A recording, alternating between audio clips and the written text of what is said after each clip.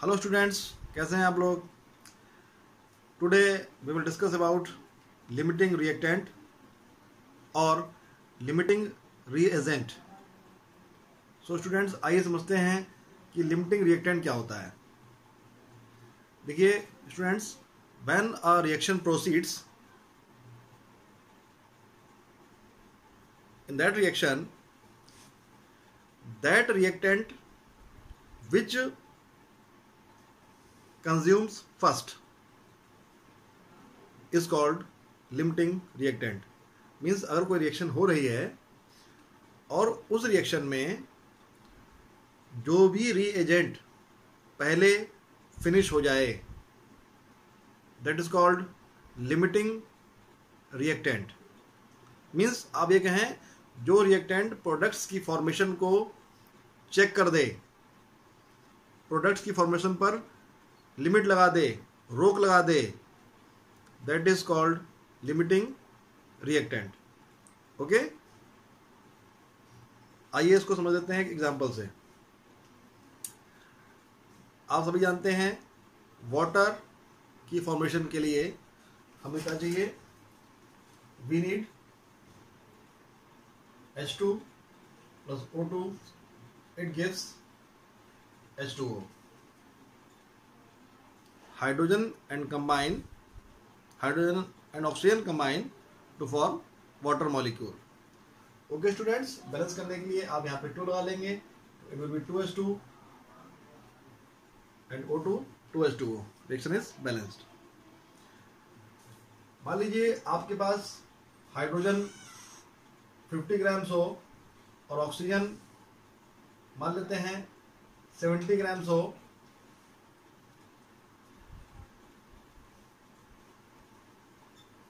Then which will be limiting reactant. Hydrogen को oxygen से combine करेंगे, वाटर बनेगा। So students, we have taken here 70 gram oxygen and 50 gram hydrogen. Until and unless hydrogen and oxygen combine, water बनता रहेगा। जैसे ही दोनों में से कोई एक फिनिश हो गया, दूसरा वाला जो रिएक्टेंट है कितनी भी अधिक मात्रा में प्रेजेंट हो, वाटर यानी कि प्रोडक्ट्स नहीं बनेंगे। फॉर एग्जाम्पल यहां देखते हैं, हाइड्रोजन की क्वांटिटी 50 ग्राम है and oxygen is of 70 gram.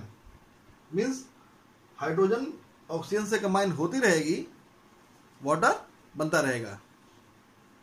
But क्योंकि यहां 50 ग्राम हाइड्रोजन लिया हमने, ये कंबाइन होती आएगी, वाटर बनता जाएगा। ओके, क्योंकि ये कम है, ये हाइड्रोजन लेस क्वांटिटी में है, तो इट विल फिनिश्ड फर्स्ट। और हाइड्रोजन के फिनिश होने के बाद कितनी भी क्वांटिटी में ऑक्सीजन प्रेजेंट हो, क्या वाटर की फॉर्मेशन होगी? नहीं होगी, क्योंकि हमको वाटर फॉर्म करने के लिए we need hydrogen as well as oxygen. But students, hydrogen is finished, then alone oxygen cannot form water. So here students, which is limiting reactant? Our hydrogen is limiting reactant or limiting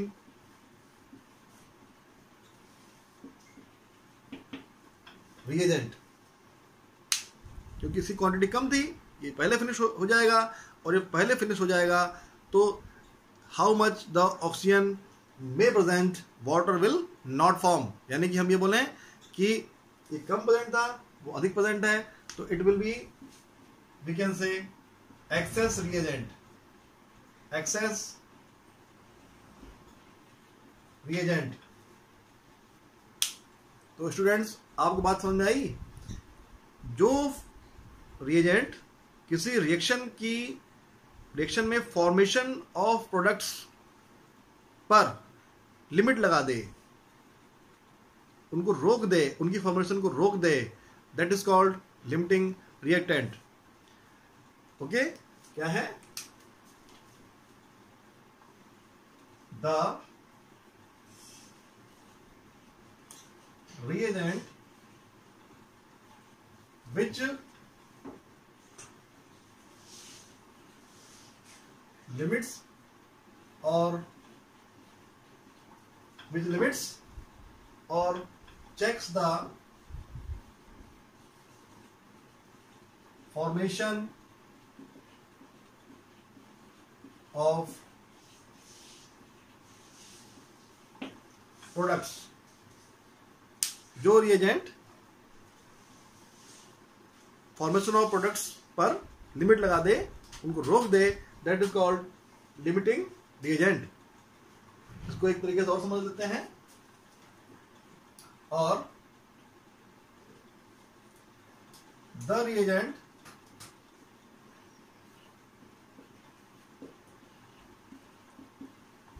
which consumes first in the reaction, जो reagent किसी reaction में पहले खत्म हो जाए, पहले finish हो जाए, that is also known as limiting reactant. Okay students, means या तो अब इसको ऐसे समझ लें, जो रिएजेंट प्रोडक्ट्स की फॉर्मेशन पर लिमिट लगा दे, चेक कर दे, उनको रोक दे, that is called limiting reagent. और आप ये कहें जो रिएजेंट पहले फिनिश हो जाए, that is called limiting reagent. Okay students, आइए इसका एक न्यूमेरिकल कर लेते हैं। आप देखें, आपको स्क्रीन पर एक न्यूमेरिकल दिखाई पड़ रहा है, उसमें हमको ये बताना है कि विच इज लिमिटिंग रिएक्टेंट। तो स्टूडेंट्स आइए देखते हैं।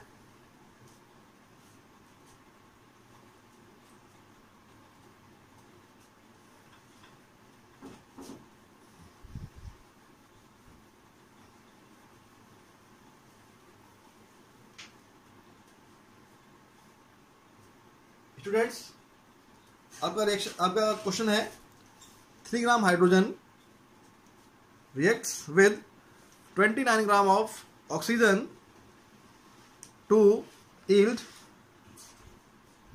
H2O। 3 gram hydrogen 29 gram oxygen से रिएक्ट कर रही है और हमें वाटर मिल रहा है। कितना? अभी निकालेंगे। तो पहला क्वेश्चन इसमें ये पूछ रहा है कि which is the limiting reactant. Second question is calculate the maximum amount of water that can be formed. इस रिएक्शन में कितना वाटर बनेगा। इस रिएक्शन में तो 2 मोल बन रहा है, देखिए 2 mole water is formed in the reaction, 2 mole water is formed, but actual कितना वाटर बनेगा। स्टूडेंट्स, यहां पर एक चीज आती है, actual yield and theoretical yield. पहले इसे समझ लेते हैं, then we will solve this numerical.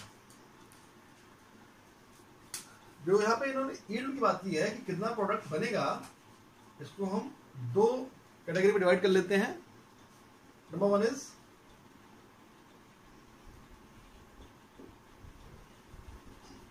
theoretical yield and second one is actual yield। इन्होंने पूछा है yield H2O, 29 ग्राम of oxygen to yield H2O। Water बनता है अकॉर्डिंग टू रिएक्शन, यहां पर 2 मोल वाटर बनना चाहिए, लेकिन इसमें कितना बनेगा अकॉर्डिंग टू गिवन डेटा, आइए देखते हैं। तो after solving this numerical students, आपको समझ में आ जाएगा कि लिमिटिंग रिएक्टेंट आखिर होता क्या है। And what is the difference between this theoretical yield and actual yield. Okay students, yield means कितना बना, कितना जो प्रोडक्ट्स है वो हमको ऑब्टेन हुए. ओके स्टूडेंट्स, आइए देखते हैं उसको मैं रब कर देता हूं.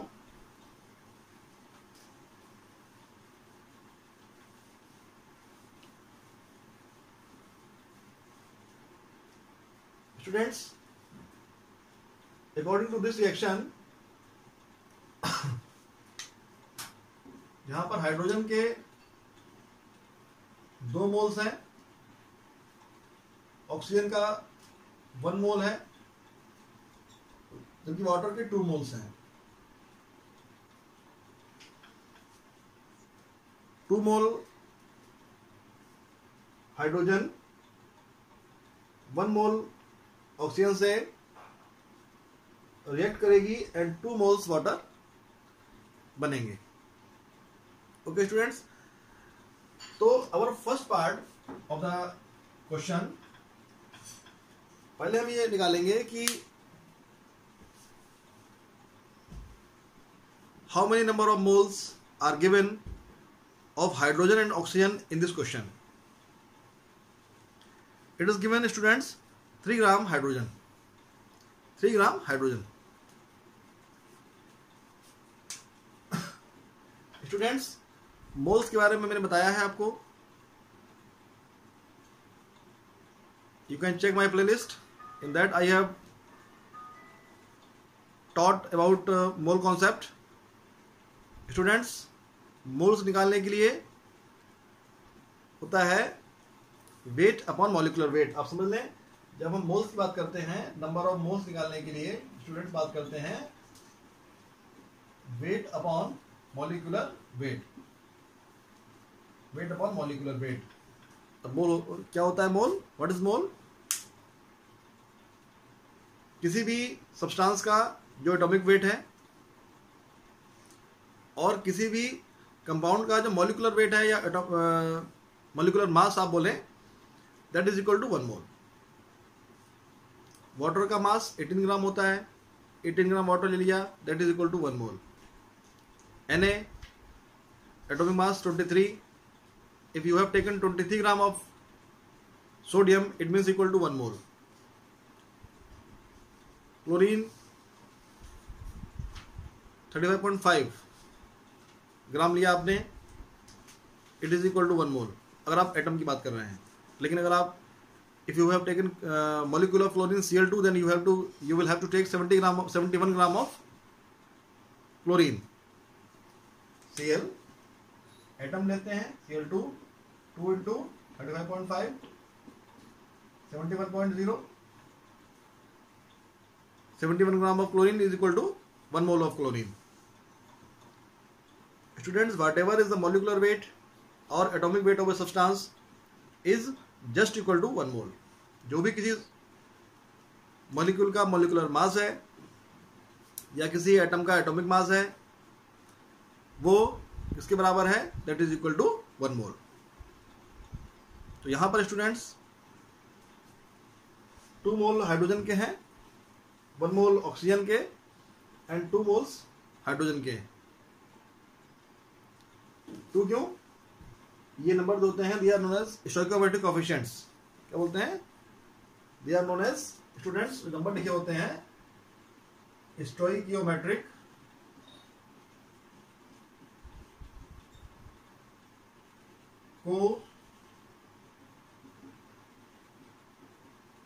Coefficients, stoichiometric coefficients.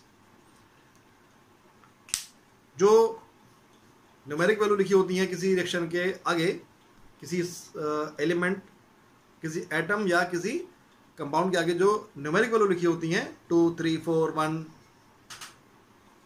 5 whatever is that, these are the stoichiometric coefficients. यहां पर देखिए 2 लिखा हुआ है, बैलेंस करने के लिए हमने 2 लगाया था. ये या ये it is the stoichiometric coefficient. ठीक है, चलिए. तो स्टूडेंट्स ये डिसाइड करते हैं यहाँ कितने मोल्स हैं. हमने यहाँ 2 लगाया इसलिए 2 मोल था. यहाँ पर कुछ नहीं लगाया इसलिए 1 मोल था, 2 है तो इसलिए 2 मोल हो गया। ठीक है स्टूडेंट्स, कितने मोल हमने रिएक्शन में लिए हैं, ये उसकी बैलेंस जो इक्वेशन बनाएगी आपकी। whenever you balance the equation then you know that how much atoms are there to complete the reaction। जब बैलेंस करेंगे आप रिएक्शन को, then you will get stoichiometric coefficients and the number of stoichiometric coefficients will give you the idea about the number of moles in that reaction। Okay students, तो हमने ये भी पढ़ लिया यहाँ पर कि स्टोइकोमेट्रिक कोएफिशिएंट्स क्या होते हैं। न्यूमेरिक वैल्यूज जो हैं whole numbers 1 2 3 4 whatever is that, ये दे आर द स्टोइकोमेट्रिक। देखिए ये जो यहाँ लिखा है 2, ये वाला 2 लिखा हुआ है, it is not stoichiometric coefficient, ये तो रेशियो है इसका। जो वैल्यू जो नंबर यहाँ पे लिखते हैं 2 या 3 ये जो लिखते हैं ये होते हैं स्टोइकोमेट्रिक कोएफिशिएंट्स। ओके स्टूडेंट्स, अपने क्वेश्चन पे आते हैं। तो पहले निकालते हैं कि कितने नंबर ऑफ मोल्स यहां पर हैं हाइड्रोजन के ऑक्सीजन के। इस क्वेश्चन में देखिए weight upon molecular weight, number of moles of oxygen we have taken, यहां पर हम n निकाल रहे हैं, बने आप NO2 number of moles of oxygen, wait upon molecular wait,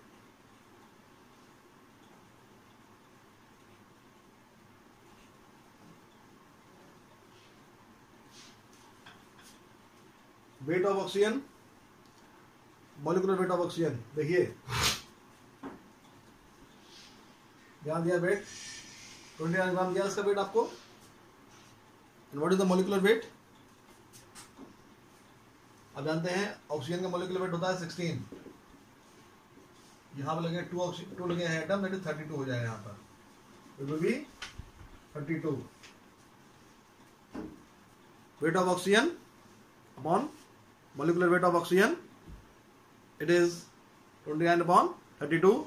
Whenever you will solve it, you will get 0.9062. 0.9062 you will get. ये number of moles किसके हैं? ऑक्सीजन के। ओके स्टूडेंट्स, नाउ निकाल लेते हैं हाइड्रोजन के moles. Number of moles of hydrogen H2 N H2 लिख सकते हैं आप यहाँ पर। Weight hydrogen upon molecular weight hydrogen it equal to कितना दिया यहाँ पर हाइड्रोजन आपको? 3 ग्राम दिया गया है। 3 ग्राम हाइड्रोजन दिया गया यहाँ पर आपको। And what is the molecular weight? H2 देखिए 2 into 1 it is equal to 2। तो 2 1.5 मोल्स। तो students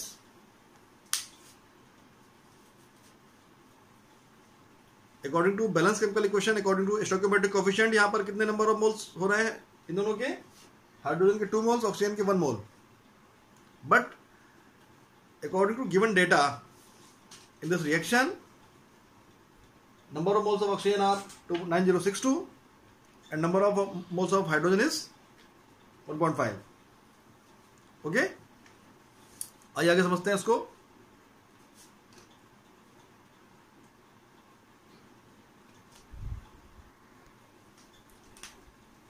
Here 2 moles of hydrogen get reacted with 1 mole of oxygen। देखते हैं students. Now 2 mole hydrogen reacts with 1 mole oxygen। Students, 2 mole hydrogen कितने मोल oxygen से react कर रही है? 1 मोल से। देयरफॉर 1 मोल अगर हम लेंगे तो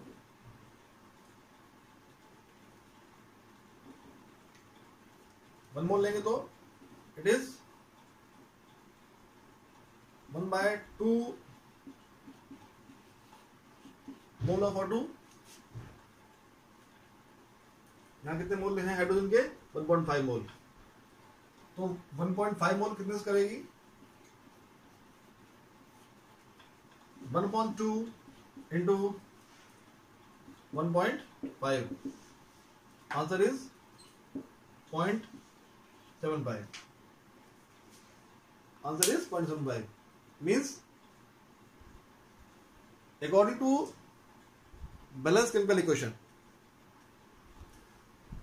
2 मोल्स हाइड्रोजन के रिएक्ट करेंगे 1 मोल ऑक्सीजन से। ओके स्टूडेंट्स, ये है according to balance chemical equation. तो अगर 2 मोल 1 मोल से कर रहा है तो 1 मोल कितने से करेगा? 1/2। Then according to question, how many moles of hydrogen we have? 1.5 moles। अगर 1 मोल 1.2 से करेगा तो 1.5 मोल्स हाइड्रोजन के कितने से करेंगे ऑक्सीजन के?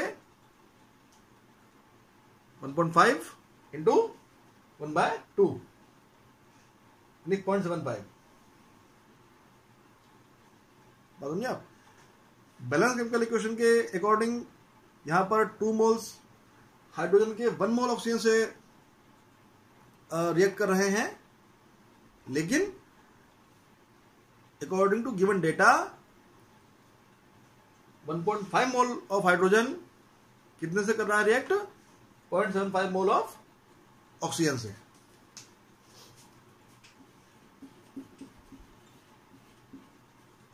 यहां तक क्लियर हुआ स्टूडेंट्स? अब देखते हैं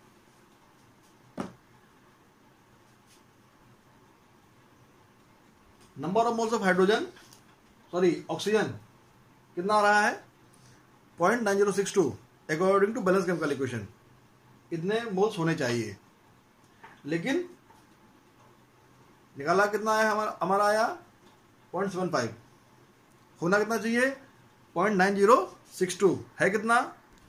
means actual moles of oxygen is more than the available moles of oxygen। बात समझे आप? एक्चुअल मोल्स कितने हैं? लेकिन है कितने यहां पे अवेलेबल? कितने मोल्स अवेलेबल हैं? ठीक है students, according to balance chemical equation means available moles कितने हैं students? Available moles of oxygen कितना है स्टूडेंट्स?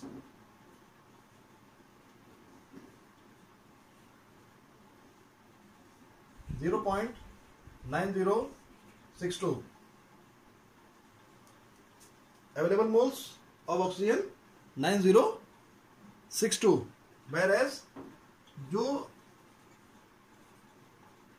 आपके रिक्वायर्ड मोल्स हैं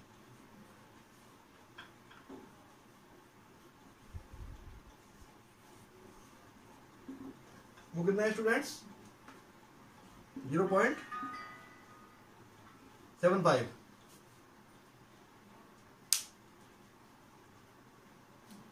according to balance chemical equation ये मोल्स इतने होने चाहिए थे, इतने अवेलेबल हैं हमारे पास, और डेटा के अकॉर्डिंग कितने रिक्वायर हैं? 0.75। मीन्स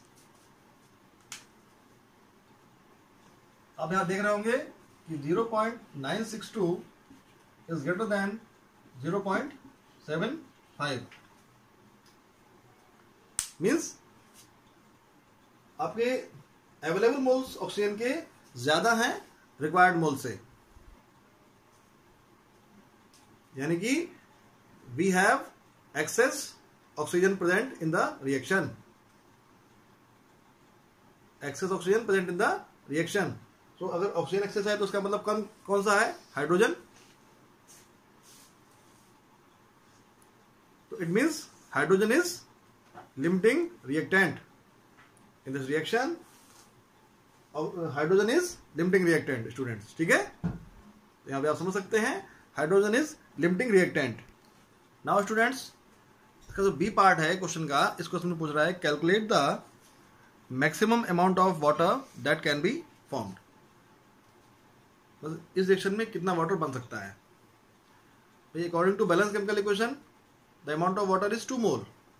2 मोल वाटर के बन रहे हैं, लेकिन यहाँ पे देखते हैं इसको हम लोग समझते हैं। यहाँ पर पार्ट 20 का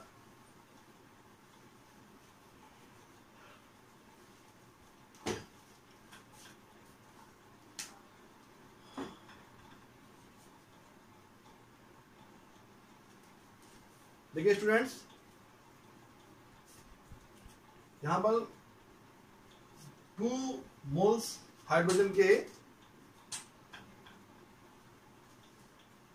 2 मोल वाटर दे रहे हैं। यहां पर means 2 mole hydrogen gives 2 mole water. 2 moles of hydrogen gives 2 mole H2O। अगर 1 मोल लेंगे ऑक्सीजन हाइड्रोजन का तो कितने वाटर मिलेंगे हमको? 1 मोल मिलेगा, क्योंकि 2/2 हो जाएगा ये मोल H2O means it is equal to 1 mole. In this reaction we have 1.5 mole of hydrogen is present, that is equal to 1 into 1.5, it implies that 1.5 mole H2O. Means according to given data 1.5 mole water is formed. Okay students, according to given data 1.5 moles water is formed. 2 part हो गए, पहला part, second part. आपने जाना कि water hydrogen is limiting reactant, क्योंकि oxygen की quantity ज्यादा present है, more than requirement. So hydrogen is limiting reactant and number of moles of H2O is 1.5। Part number 3 देखते हैं इसका।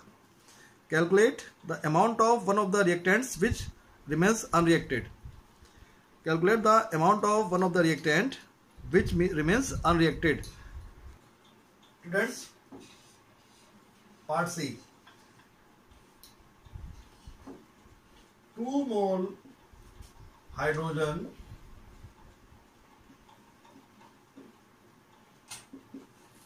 reacts with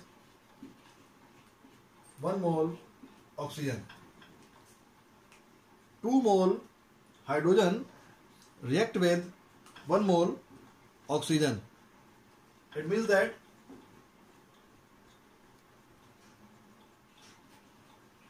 1 mole hydrogen react with 1/2 mole oxygen.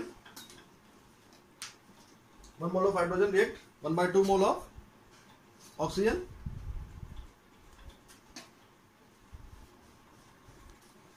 Then 1.5 mole H2, 1/2 into 1.5, that is 0.75 mole.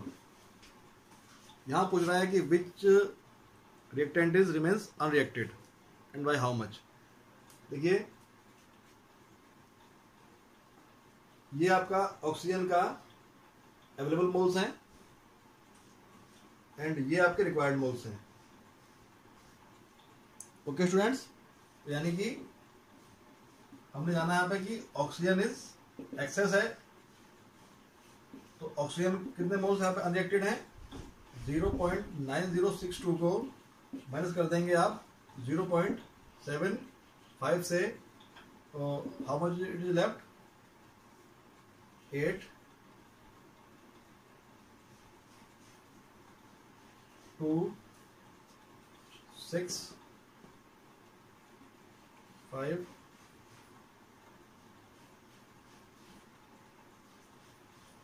1 0.1562 moles. 0.1562 moles, इतने मोल oxygen के अभी इस reaction में unreacted रहेंगे। ठीक है, तो ये हमारा था, हमने जाना इसमें which is limiting reactant, how much water is formed during the reaction, and in C part which reactant remains unreacted. Okay students, यहां पे देखते हैं, मैंने पहले से बात की थी आपसे एक yield, theoretical yield and actual yield. What is theoretical yield? देखिए students, according to balance chemical equation जितना प्रोडक्ट्स का फॉर्मेशन होना चाहिए, that is called theoretical yield. जैसे आपका इस क्वेश्चन में अगर बैलेंस केमिकल इक्वेशन की बात करें तो 2 मोल वाटर के बनने चाहिए, it is theoretical yield. Okay, but according to given data कितना वाटर बन रहा है? 1.5 मोल। ओके, तो it is the actual yield. actual yield जो given data से हमको obtain हो रहा है, that is actual yield, और बैलेंस केमिकल इक्वेशन से जो मिला हमको, that is called theoretical yield.